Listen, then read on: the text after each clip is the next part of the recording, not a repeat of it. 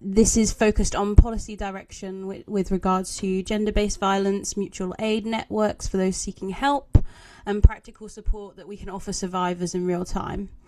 Before discussing how to build safe organising spaces for survivors, it's important to acknowledge power imbalance in those who are most at risk. So the easiest way to do this is to ground these things in facts. So around 1 in women in the UK experience domestic abuse. Globally, 1 in 3 women experience physical or sexual violence. Women aged 16 to 24 face the highest rates of sexual violence. Around 64% of trans and gender diverse people report lifetime physical or sexual violence. Around 34% of intersex people report violence in a 5-year period, with harassment rates up to 74%. Global majority and immigrant women are amongst the highest at risk, while experiencing more barriers in obtaining support. And disabled women are also significantly more likely to experience long-term and severe abuse. The risk is not equal, and those most affected include global majority women, migrant women, refugees and asylum seekers, trans women and non-binary people, intersex people, and disabled people. Often, we talk about violence as individual cases, but these cases make up a bigger picture where abuse can be organised, sustained, and protected by power. The Epstein files is an extreme example of this, where survivors were trafficked and abused over many years. Perpetrators were protected by the involvement of powerful networks, and there were consistent, repeated institutional failures. He was reported and known to the authorities as early as 2006, and still for years, not only did he and his network avoid meaningful accountability, but his victims were denied meaningful justice. Power doesn't just enable abuse, it shields it. This is also supported by the recent investigation carried out by CNN, who have documented a months-long investigation into a global rape academy, where perpetrators were offering advice to each other on how to get away with drugging and abusing their loved ones without their knowledge, with a view to uploading the videos of their assaults or live streaming their assaults to a network of abusers. These cases reveal an extreme edge of a wider system. For most survivors, the system doesn't look like a high-profile case. It looks like not being believed, no safe spaces being available, being tracked by finances or immigration status, and withdrawing from legal processes due to stress and delay. The system is so poor in supporting survivors that it can often seem punitive towards them, as opposed to supportive. It isn't a very well-known fact, but during my research of these topics, I discovered that if a woman comes here on a spousal visa just to experience abuse in their own home, often they will stay silent and not report it, because if they do, their immigration status is transferred to asylum seeker, which means that reporting comes at a much greater cost than not. We already know that rape conviction rates remain very low due to the barriers put in place for survivors, and we also know that the stats mentioned at the beginning of this talk don't show the whole story, because many survivors never report at all. The system exists, but it exists to limit access. We still rely heavily on reporting, the police and the courts, but this ignores the wider case that many survivors don't feel safe reporting. Some of these processes can be re-traumatizing, and at the end of it, survivors aren't even certain what the outcome could be from reporting something that they know happened to them. So with this in mind, it's important to recognize that the system is not enough on its own, and we need to carry that with us in our organizing spaces. With evidence and lived experience, victims need immediate safety from their abusers, control and choice over how they approach their own abuse, practical support like housing, money and transport, and most importantly, trust. This creates a system where there are multiple pathways to support instead of relying on one single system. While institutions struggle, communities can also step in terms of mutual aid, providing emergency housing, financial support, transport, or peer support. A lot of this is fast, trusted, and accessible because it's usually offered by friends or family members and doesn't have any barriers or thresholds to meet.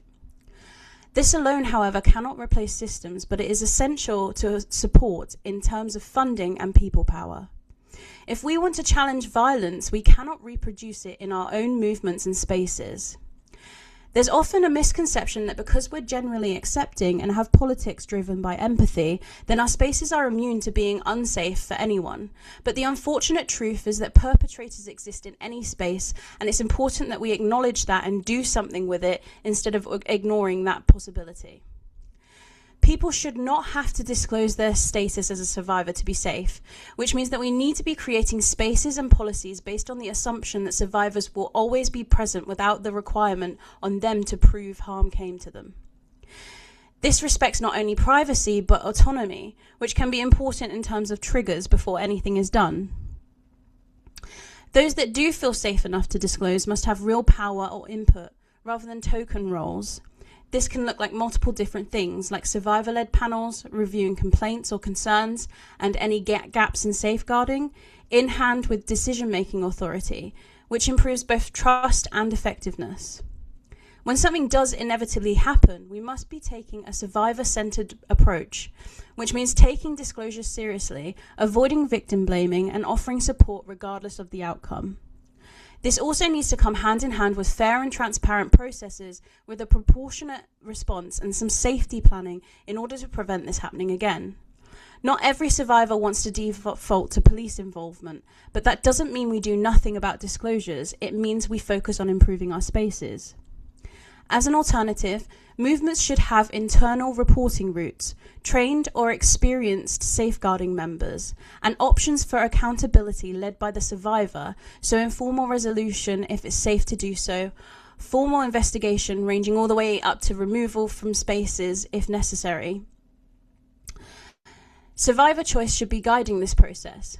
So when we talk about practical safety, we can put this in place for action days, perhaps while we think about the march on May the 17th in London. Before events, there should be clear codes of conduct shared with members while identifying safeguarding leads, providing anonymous reporting options, and risk assessing venues and routes. People should be encouraged to travel either in pairs or groups, organising check-in systems so you know who's there, who's left, and who's on the way. Sharing safe routes and transport options, and arranging buddy systems for getting home, including stewards assisting at train stations or bus stops in order to maximise safety. During the event, welfare or safety teams should be clear and visible to all participating, with designated quiet or safe spaces and clear escalation routes so people know where to go or what to do if something goes wrong. After events or action, there should always be check-ins with other members, and if something did happen, support for anyone affected with a view to reviewing incidents and improving processes. Everyday practices need to be in place to reduce harm, so it's important that we all challenge inappropriate behaviour early and that we don't ignore low-level misconduct. We should also be conscious of isolating individuals in unsafe situations while respecting boundaries consistently. Prevention is often about doing little and often, which is usually enough to deter some people. As individuals, we should be supporting survivors individually by believing them when they disclose, without pushing them straight to reporting, because that often causes withdrawal. Offering specific help in terms of childcare, transport, or attending appointments are also types of mutual aid that we could offer survivors. As communities, we should be building mutual aid networks, creating emergency funds and supporting housing access. Most importantly, as organisers, we should prioritise safety over reputation, acting on concerns early while centering those who are most at risk. If we fail to do this, our movements gain a reputation of ignoring harm to protect the group. And if a group starts to become known as a space that is unsafe, it will travel through different circles and affect your movement to the point that you'll end up with a complete lack of diversity in your movement or organisation. People who leave movements or organisations also often go quietly rather than with a bang. So for every member you know who has left your movement, there will be about 4 or 5 that have followed that you don't know. So what does a good organisation look like? A survivor-centred movement assumes survivors are present while offering multiple support pathways to those who feel safe enough to disclose. It also centres dignity and autonomy, where autonomy is central to the trauma of violence. It also holds people accountable and shares power with survivors instead of having them fade quietly into the background. If we are serious about creating spaces built for survivors, we cannot just demand accountability and safety from institutions. We have to build it ourselves. which means recognizing systemic power, supporting victims in practical ways while creating spaces that do not reproduce harm, and being willing to act when things do go wrong. The real test of any movement is not what it says, but it's how safe people are within it. Thank you.